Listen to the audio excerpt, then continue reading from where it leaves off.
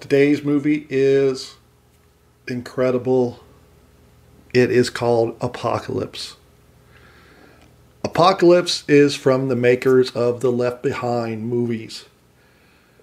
And if you're not familiar with Left Behind, well, it's basically the series of books turned into movies, then they remade them, and they're about what's going to happen after God takes all the good Christians to heaven, and the rapture. And they're about what happens on earth afterwards. So this is by the same company, but it's not part of that series officially. The same company that made the movie. So in Apocalypse, we get two reporters for basically a CNN type outfit. And the movie starts off, there's getting ready to be a massive war in the Middle East, which everybody thinks is going to be World War III. Then, after showing us lots of stock footage of bombs and armies and things like that, poof, the nuclear missiles disappear. And so do tons of people.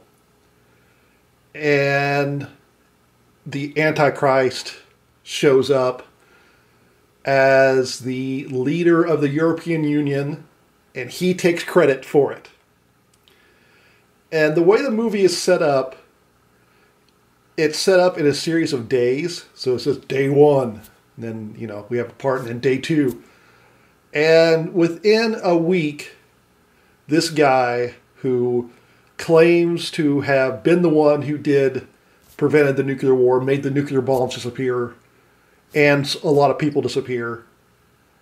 In a week, he's able to not only become the most loved person on earth and basically in control of the world, but he's also able to turn everybody against Christianity.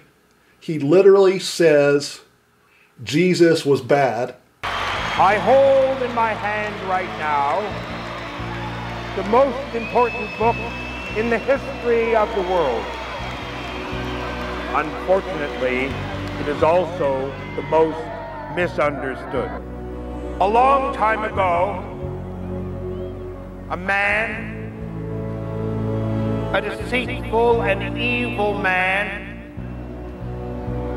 a man named Jesus, came in my name and deceived many.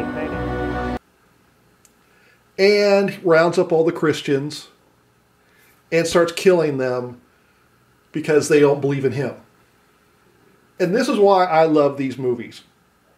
I picked this up a few years ago, and I've got at least one of the sequels, if not two of the sequels, and they are amazing because they seem to think that if you are not a devout Christian, you don't know anything about Christianity. Because the movie, the two main characters, the female reporter, her grandmother gets taken, but she finds her grandmother's VHS recordings of Van Imp Ministries, who coincidentally produced this movie. And so parts, like 10 minutes of the movie is taken up with her watching these sermons about the end times. And I don't care, you could be the most devout atheist in the world. You could be, Richard Dawkins. And if a guy shows up on TV the day after, hundreds of thousands, if not millions of people disappeared, and claims that he is the actual Messiah, I think you're going to be suspicious. But nobody is, of course, until they watch these tapes. And the other great part is when all the good Christians get raptured, their clothes are left behind. Okay, I guess they don't need clothes in heaven. But no, not only that, they show them in neatly folded piles. Oh my God, Charlie, Charlie, this is impossible. It's just impossible. I just can't believe it. I don't know what to say. My cameraman, Charles Taffus, he's just disappeared right in front of me. I don't understand it. People all around me seem to have been vaporized or something.